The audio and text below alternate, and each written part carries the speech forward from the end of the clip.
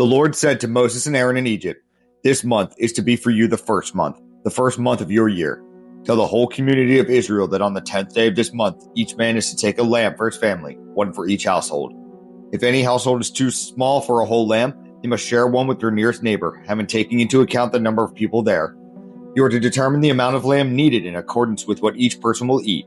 The animals you choose must be year-old males without defect, and you may take them from sheep or goats.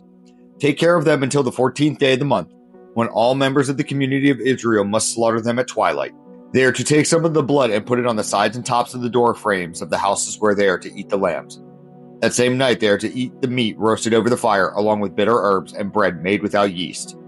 Do not eat the meat raw or boiled in water, but roasted over a fire, with the head, legs, and internal organs. Do not leave any of it till morning. If some is left until morning, you must burn it. This is how you are to eat it, with your cloak tucked in your belt, your sandals on your feet, and your staff in your hand. Eat it in haste. It is the Lord's Passover. On that same night I will pass through Egypt and strike down every firstborn, both of people and animals. And I will bring judgment on all the gods of Egypt. I am the Lord. The blood will be a sign for you on the houses where you are, and when I see the blood, I will pass over you. No destructive plague will touch you when I strike Egypt. This is a day you are to commemorate for the generations to come. You shall celebrate it as a festival to the Lord, a lasting ordinance. For 7 days you are to eat bread made without yeast. On the first day, remove yeast from your house, for whoever eats anything with yeast in it from the first day through the 7th must be cut off from Israel.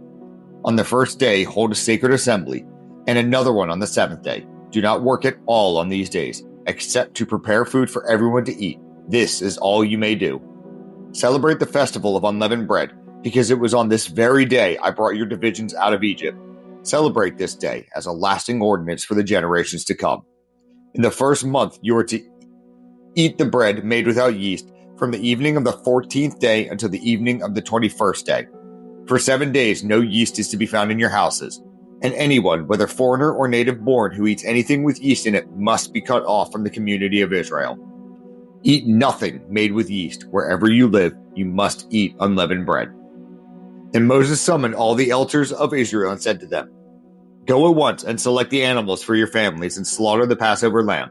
Take a bunch of hyssop, dip it in the blood in the basin, and put some of the blood on the top and the sides of the doorframe.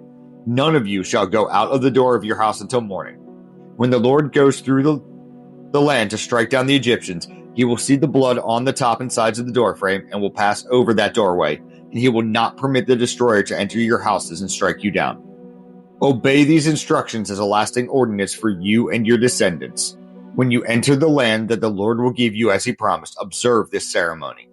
And when your children ask you, what does this ceremony mean to you? Then tell them, it is the Passover sacrifice to the Lord, who passes over the houses of Israelites in Egypt and spared our homes when he struck down the Egyptians. Then the people bowed down to worship. The Israelites did just what the Lord commanded Moses and Aaron. At midnight, the Lord struck down all the firstborn in Egypt, from the firstborn of Pharaoh who sat on the throne, to the firstborn of the prisoner who was in the dungeon, and the firstborn of all the livestock as well. Pharaoh and all his officials and all the Egyptians got up during the night, and there was loud wailing in Egypt, for not a house was without someone dead. During the night, Pharaoh summoned Moses and Aaron and said, Up, leave my people, you and the Israelites. Go, worship the Lord as you have requested. Take your flocks and your herds as you have said, and go, and also bless me. The Egyptians urged the people to hurry and leave the country, for otherwise, they said, we will all die.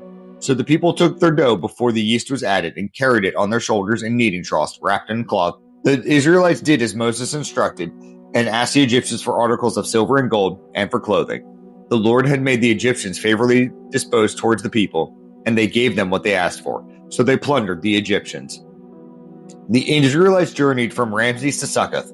There was about 600,000 men on foot, besides women and children. Many other people went up with them, and also large droves of livestock, both flocks and herds. With the dough the Israelites had brought from Egypt, they baked loaves of unleavened bread.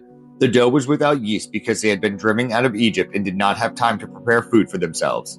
Now the length of the time the Israelite people lived in Egypt was 430 years. At the end of the 430 years to the very day, all the Lord's divisions left Egypt, because the Lord kept vigil that night to bring them out of Egypt. On this night, all Israelites are to keep vigil to honor the Lord for generations to come. The Lord said to Moses and Aaron, "These are the regulations for the Passover meal. No foreigner may eat it.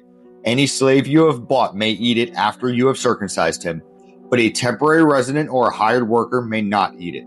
It must be eaten inside the house. Take none of the meat outside the house. Do not break any of the bones.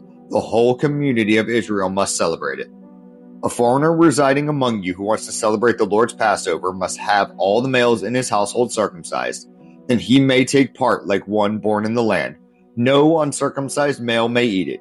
The same law applies to both the native born and the foreigner residing among you." All the Israelites did what the Lord had commanded Moses and Aaron, and on that very day the Lord brought the Israelites out of Egypt by their divisions.